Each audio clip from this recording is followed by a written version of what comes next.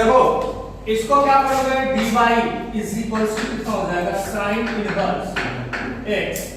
और integral dx, समझ में आया, dx को उधर लेके। अब इसमें हमने क्या कहा था बच्चों, इंटीग्रल दोनों साइड। अब यहाँ पे one of the dy is equal to one of the into कितना हो जाएगा बच्चों, sine inverse x, sine inverse x, ठीक है ना। अब देखो वन ऑफ द dy, इसका क्या हो जाएगा बच्चों, मैंने y और इधर बाय पार्ट से करेंगे, तो बाय पार्ट से करेंगे तो क्या हो जाएगा बच्चों, साइन इनवर्स x पहले आएगा, integral of the one of the dx minus कितना होता है बच्चों, d over of the dx किसका हो जाएगा, sign inverse of x integral of the one of the dx, और यहां पे क्या हो जाएगा, होल का इंटीग्रल, यही होता है ना, बाय पार्ट करूं तो ये कहता है।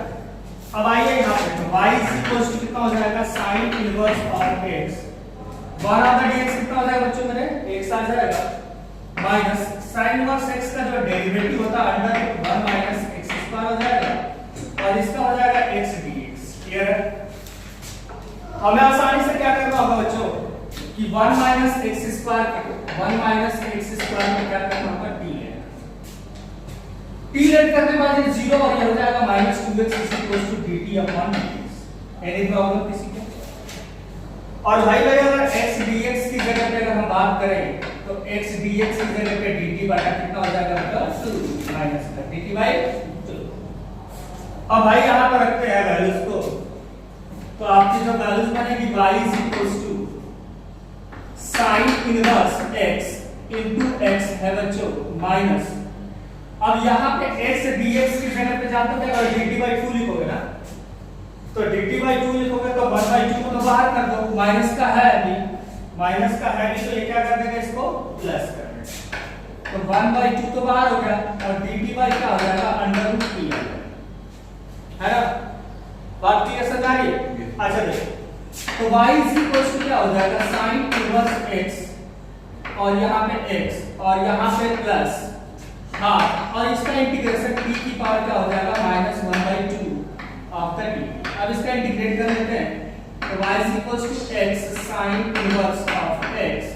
प्लस हाफ, और यहाँ पे अगर इंटीग्रेट करोगे बच्चों मेरे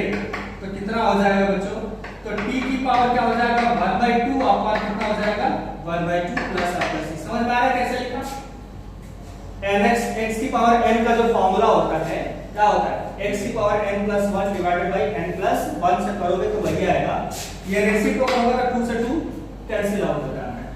तो y इज इक्वल टू क्या हो जाएगा, x sin inverse x plus,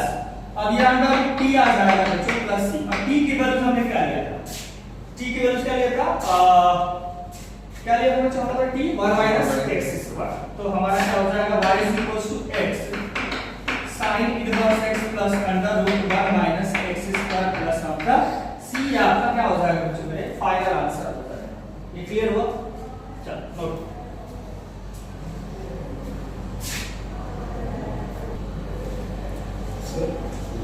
देखो बच्चों प्रॉब्लम सॉल्व करने का ना, प्रॉब्लम सॉल्व करने मैथ्स में कभी भी ना किसी चीज को आप स्टेप रख नहीं सकते, प्रोसीजर समझ। मैथ्स में तुम बहुत सारे बच्चों की मैथ्स क्यों होती है, बहुत ज्यादा वीक क्यों होता है,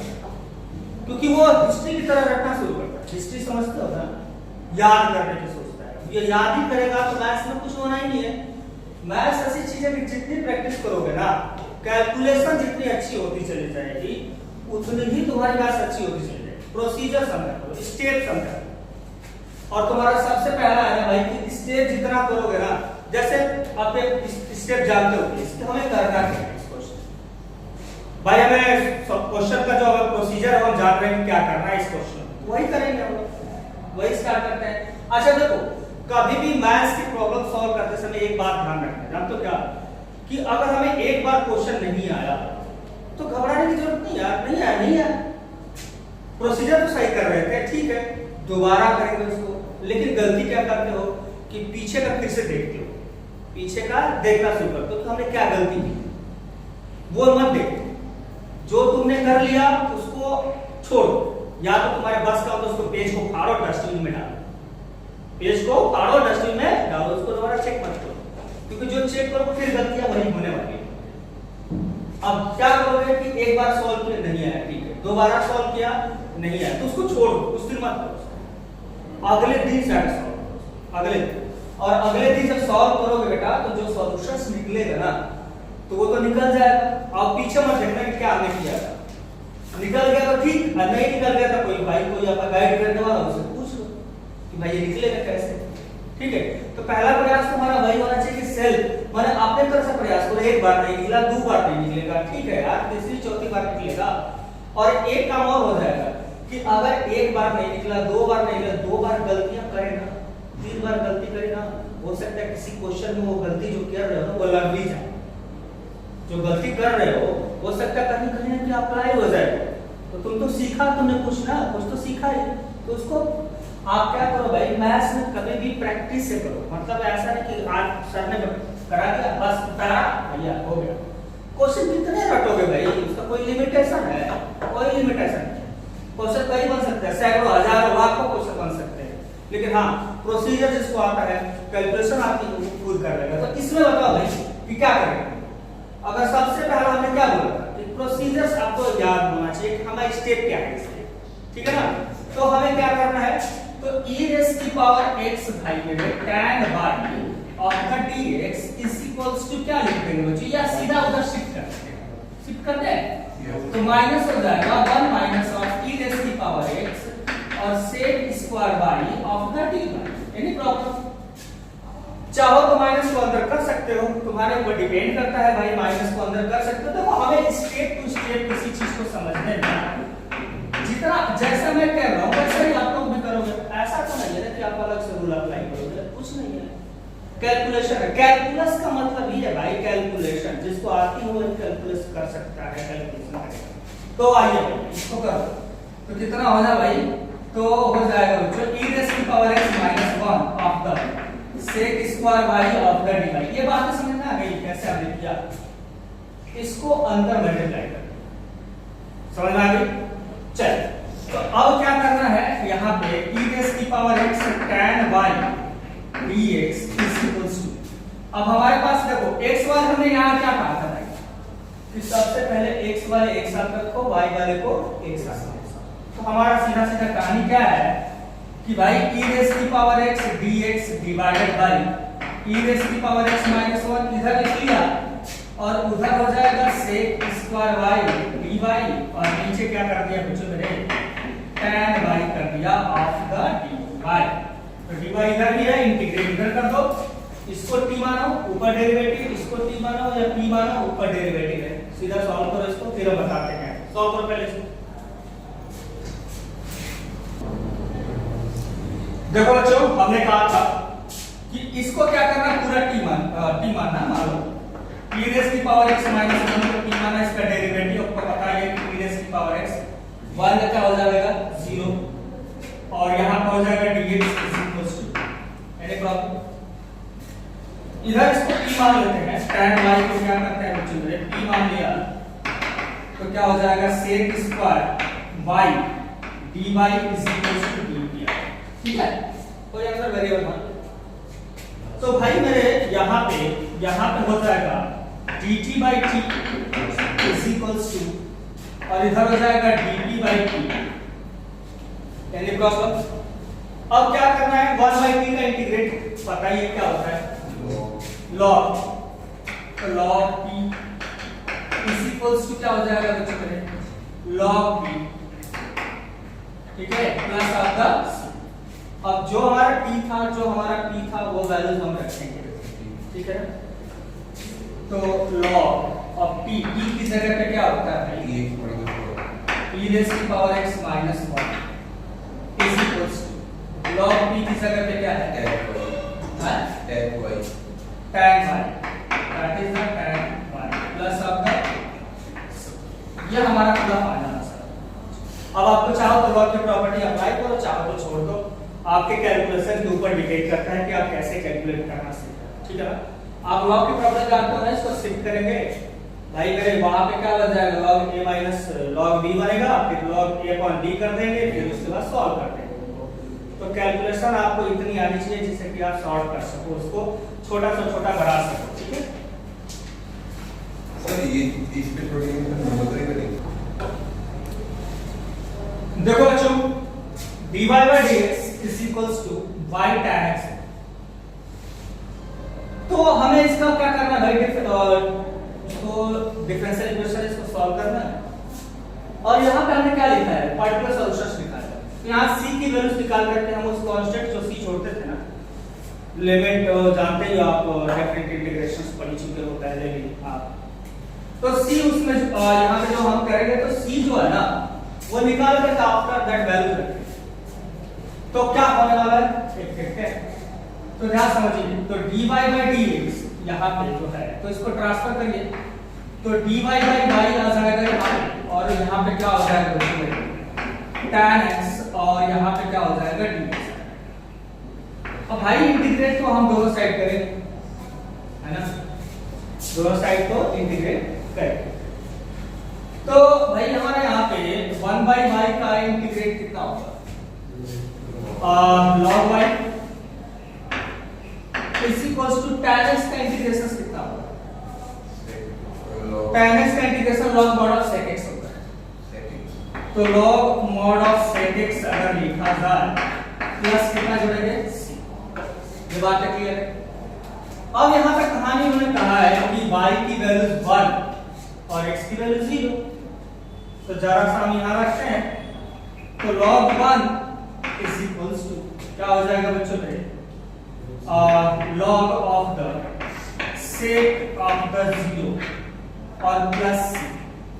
भाई मैंने ये बताओ कि log 1 की वैल्यूज क्या हो जाएगी, 0। log 1 is 0। अब लॉगरिथम का एक्सपोनेंशियल टर्म पढ़ाऊंगा तो बताता तो समझ में आता, क्योंकि लॉगरिथम कुछ लोगों में है नहीं, ना ही तुम लोगों को 8वीं में पढ़ा लॉगरिथम का, ना ही 9वीं में पढ़ा, ना 10वीं में पढ़ा, ना 11वीं में, ना 12वीं में, कभी भी लॉगरिथम नहीं मिला। पहले था तो अच्छा होता है, बल्कि कम से कम लॉग का बच्चा रोज सीख भी जाता था। आज लॉगरिथम है ही नहीं, बच्चा सीखता भी नहीं और सीखना भी नहीं चाहता। कहता सर जी यही का काम है क्या, यही का काम है जो पढ़ रहे हैं। अच्छा तुम लोग ये सोचो कि जो पहले के बच्चे होते थे जो 11 12 कंबाइंड करते थे तब क्या होता था, 11 12 कंबाइंड, अरे हमने खुद दिया है यार 2006 में पेपर 11 12 कंबाइंड। मैं 2006 का पास आउट हूँ भाई 12, तो हाँ कंबाइंड यूपी बोर्ड से कंबाइंड हुआ करता और वहाँ बहुत ज्यादा दिक्कत होती है। चलो तो यहाँ पे क्या है कि यहाँ पे log 1 और log sec 0, तो भाई log 1 की वैल्यू क्या होती है 0, और यहाँ पे क्या हो जाएगा log sec 0, तो log यहाँ पे क्या हो जाएगा बच्चे, log sec 0 की वैल्यू क्या होती है 1, तो फिर से यहाँ 1 आ जाएगा, फिर होता है c, और log 1 का फिर से क्या हो जाएगा 0। तो यहाँ पे क्या हो जाएगा बच्चे, यहाँ पे जो 0 हो जाएगा तो यहाँ पे 0 इज इक्वल्स टू क्या हो जाएगा 0 प्लस c, तो c की वैल्यू क्या हो जाएगी, c की वैल्यू 0 हो जाएगी। अब यहाँ वैल्यू लेके सॉल्व करो, क्या आएगा आंसर बताओ।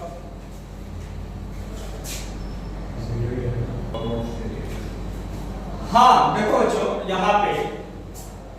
log y is equals to क्या हो जाएगा बच्चों, log mod of sec x बच गया, और c की जगह पे क्या लिख दिया हम लोगों ने 0, क्योंकि c की वैल्यू लगा चुके। दोनों तो सब log है भाई, इसको आप ऑपरेट करोगे ना तो हमारा बच जाएगा y इज इक्वल्स टू क्या हो जाएगा sec x। अब यहाँ पे c मत छोड़ दो बच्चों, यहाँ पे क्योंकि हमने c की वैल्यू पहले से ही निकाल चुके, ठीक है ना।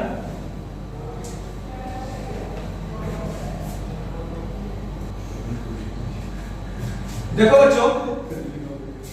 cos dy by dx is equals to a कोई अल्फा है, कांस्टेंट है, ठीक है, समझ में। तो अल्फा एक कांस्टेंट है, और यहाँ पे हमें क्या करना है, cos की वैल्यूज यहाँ पे dy by dx, तो भाई हमारा इधर जाएगा तो क्या हो जाएगा cos इनवर्स कितना हो जाएगा, सीधी सी बात है cos इनवर्स।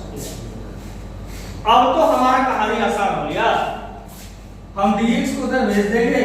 तो dy is equals to cos inverse a of the dx, integrate both sides बच्चों में, इंटीग्रेट एक बात बताओ, ये तो कांस्टेंट ही है, कांस्टेंट है तो कांस्टेंट से कुछ लेना तो नहीं है, इंटीग्रल में बाहर ही रहेगा वो, है ना, तो बाहर ही रहेगा भाई।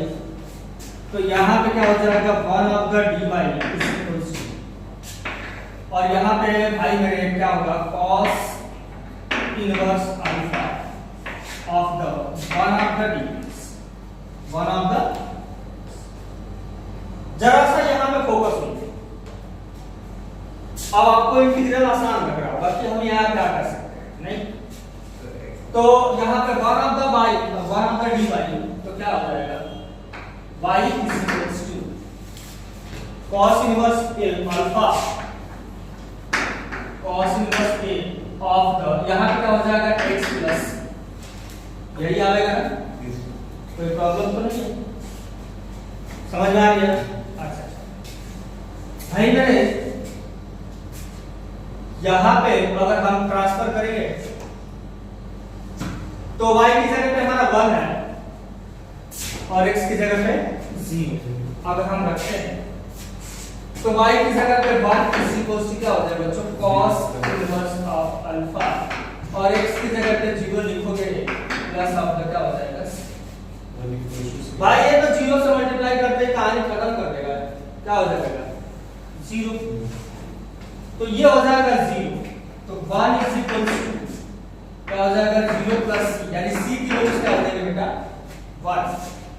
तो यहाँ रख सकते हैं हम लोग, चलिए यहाँ रखते हैं, तो आइए यदि यहाँ रखेंगे तो y इज इक्वल्स टू कितना होगा बच्चों मेरे cos इनवर्स अल्फा प्लस, अच्छा x तो है ही, c की जगह पे क्या लिखेंगे 1, चाहो तो यहाँ छोड़ सकते हो, चाहो तो यहाँ तक छोड़ सकते हो, लेकिन इतना भी कंजूस ना बन जाओ, थोड़ा बहुत तो आना चाहिए, 12वीं के बच्चे है ना, छोटा मोटा बच्चा तो है, छोटे छोटे बच्चे तो नहीं हो ना, छोटे छोटे बच्चे कब होंगे छोटे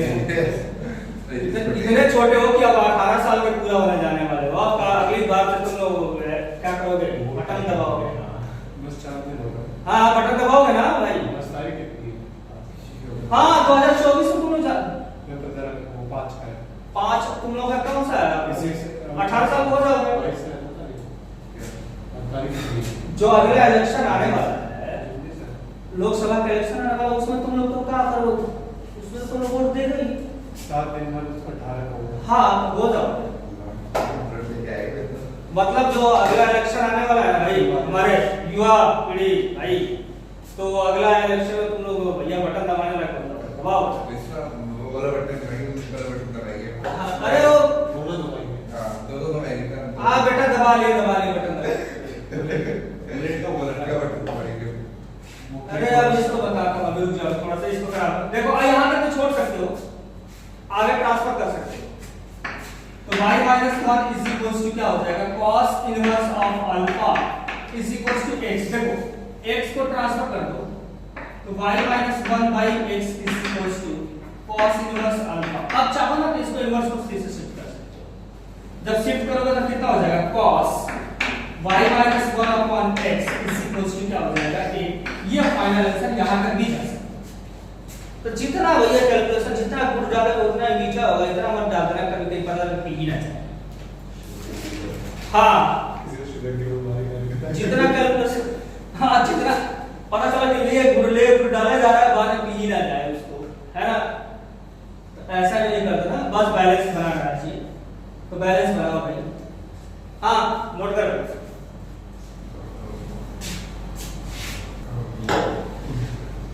देखो भाई बच्चों, यहाँ पे आपका क्या था dy था, मेहनत तो घरे करोगे नहीं, समस्या तो यहाँ पे है, घर गया ये देखा नहीं, चलो यहाँ पे कौन माइनस कितना हो जाएगा 4x dx, और नीचे क्या कर दोगे y, इतना क्लियर है भाई, x को x की तरफ y को y की तरफ कर दिया, तो अब इसका इंटीग्रेट भी कर देंगे, लो भैया फोर को बाहर ही पहले से कर देते हैं माइनस को, आई तो यहाँ पे क्या हो जाएगा y की पावर -2 dy आ जाएगा, और -4 लो भैया अब इंटीग्रेट तो हो सकता है ना, कर लो ना, यहाँ पे आ जाओ, क्या करोगे तो y की पावर 2 प्लस 1 माइनस 2 प्लस 1, यही होगा ना भाई, कुछ नया तो नहीं होगा ना। अच्छा ठीक है बच्चों, ठीक माइनस 4। अच्छा यहाँ बताओ, यहाँ क्या करोगे x स्क्वायर बटा 2 प्लस ऑफ, यही ना। यस अब भैया आपने कहा था ना कि x की वैल्यू 0 तो y की वैल्यू क्या 1, तो रख दो ना। अच्छा पहले इसको सॉल्व करो, पहले हमारा कहानी खराब करेंगे। तो y की power -1 divided by -1 is equals to -4 x square बटा 2 प्लस c। ऐसा मत करना ना कि x माइनस से माइनस काट देगा, इतना बड़ा कारकारी मत कर देना, कुछ होते हैं कर भी सकते हैं, ठीक है। नहीं उसके तरफ क्यों देख रहा है भाई, उसके तरफ मत देख। पहले बस नीचे वाले 2 से 4 को काट दिया, हां जो को नीचे 2 है ना इसके, उससे 4 को काट दिया। हाँ ये कर सकते हैं, ये तो कर सकते हैं, ये तो यूनिवर्सल कहानी है, ये कर सकते हैं। तो यहाँ पे माइनस कितना हो जाएगा भाई 1/y लिख लूं क्योंकि पावर y है। अच्छा यहाँ पे -2x स्क्वायर प्लस 10c। एक बार बताओ, अब हमें y x की वैल्यू 0 लिख दो तो ये कहानी पूरा क्या करेगा 0 करेगा, और यहाँ पे क्या हो जाएगा 1 रखोगे तो -1 आ जाएगा इज इक्वल्स टू 2 और यहाँ पे हो गया 0 प्लस c, तो हमारा c की वैल्यू आ गई -1। क्लियर है? Yes sir. तो अब हमारा यहाँ पे जो वैल्यू आएगी फाइनल वैल्यूज करेंगे तो हमें क्या लिखेंगे, तो देखिए -1/y, यहाँ पे कहीं जगह अगर है, जगह है खड़ी, देखिए वहां पे क्या करेंगे -1/y लिखेंगे और वहां पे जो बना -2x स्क्वायर c सॉरी -1 आया ना। अब काम कर सकते हो, माइनस कॉमन ले सकते हो, तो माइनस कॉमन कर दिया जाए तो भाई मेरे क्या बनेगा, यहाँ पे माइनस ले लिया जाए तो 2x स्क्वायर प्लस 1। अब तो काट सकते, अब काट सकते, ठीक है। यस अच्छा ले आइए इसको इधर, तो 1/2x square plus 1 equals to 1। ये हमारा भैया मेहनत कर लो नहीं तो पछताओ, नहीं तो पछताओगे भाई, सही बात है। ये यहाँ पे जो y की पावर क्या है -2 प्लस 1, ठीक है ना, ठीक है। नोट करो भाई, कहाँ तक बोलिए भाई।